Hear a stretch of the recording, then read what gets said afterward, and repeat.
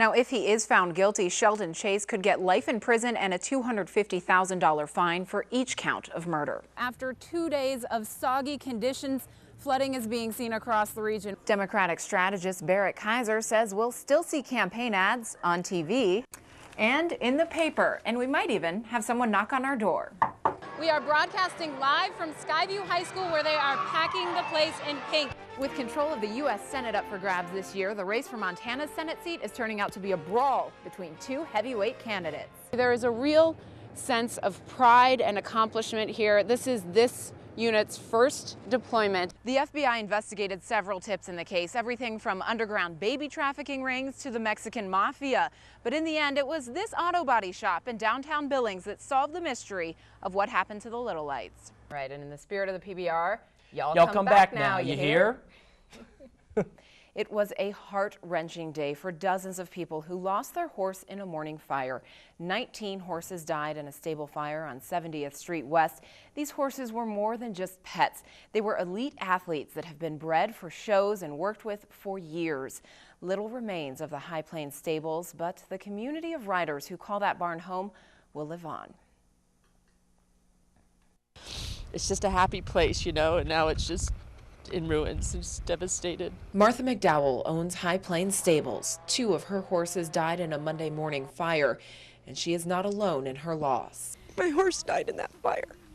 Barn manager Sheila Bichetti says there was nothing average about the 19 horses that died. This is an eventing barn where we do dressage, stadium jumping and cross-country jumping. Every single one of those horses was very, very special. The scene left behind, a nightmare for the dozens of people who boarded their horses at the barn, but the blaze itself, in a building made of wood and packed with hay, was a nightmare for firefighters. It's incredibly sad. It's a great loss, and you wish there was something that could have been done, but it is just a situation where nobody could have done anything. 19 high-performance horses were in this barn at the time of the fire. These horses can cost anywhere up to $80,000, but people we spoke to say it's not the money they're concerned about. We all lost a much-loved family member in that fire today. I just feel numb, and I feel very sad for the horses that we lost. The horses and the barn may have perished, but the community surrounding this barn survives. The young girls and women taking comfort in each other as they mourn the loss of their horses. Looking at the grief on these girls' faces is especially tough for Sheila Bichetti, who's worked with many of them for years. I would take the horses' place to save them from the anguish they're feeling. It's the kind of camaraderie that will pull this family of friends through. And we will rally. It's just, it was such a happy, positive group. And we do have a lot of good energy and we can build on that, but it's not going to be happy and positive for a long time. Now, that building was insured, but Martha says it is too early to know if they will rebuild. The overwhelming emotion at the scene this morning was grief. The riders spent countless hours with their horses, did not even get a chance to say goodbye. Tomorrow, the Humane Society will host a grief counseling session for families who have been affected by that fire. The 484th will head to Afghanistan. Hundreds were on hand for an emotional farewell this morning. Regulators! Always place mission first! With the kind of precision only seen in the military, 150 members of the Montana Army National Guard began a one-year deployment. Families were left waving and watching as mom, dad, brother, sister, husband, or wife left to serve their country. I'm going over there to do my job and come back safe. And then I love them. In his 11 years with the Guard, it is Sergeant Michael Meixell's first deployment. He and his wife Athena have been preparing their 3 young kids for this moment. That daddy's going to do his job, and he's going to be gone for a lot of days and a lot of nights, but he's going to come back. A confusing concept for young children, but dressed like a miniature version of his father, Damien seems to understand why his dad will be away. What's he going to do? Keep me safe. Yeah. Is your dad a hero? Yeah. Yeah. Headquarters. At dawn's first light, the soldiers began to say goodbye to their families, leaving them inside as they headed out and formed ranks. Saying goodbye, it just kind of hurts a little bit. But I guess I'm never ready until it happens. After the kids go to bed, it used to be, our time to just talk and you know, finish out our day together, and I think I'm gonna miss that the most. The airplane's right there. 4-year-old Nick, who came in his superhero pajamas, is clinging to his favorite hero, his mother, specialist Anita Beckers. Watching my mommy go away. I'm gonna miss her. I've been talking to him about it for a long time, kind of leading up to it. He's tough, but probably tougher than me.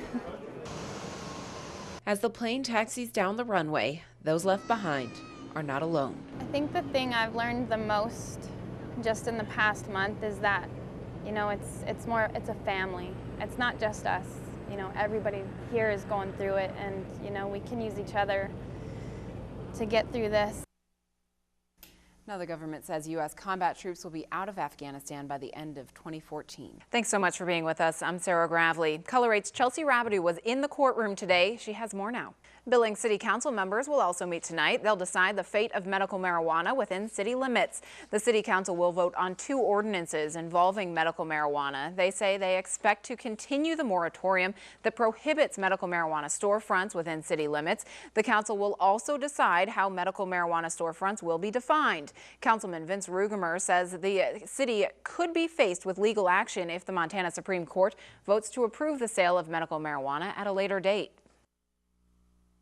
I think we should do nothing until the courts have decided what's legal, what's illegal, what's constitutional, what's unconstitutional. I think they're both going to pass, and they're both going to be open for public hearings, so if anybody wants to come down, they can have their say.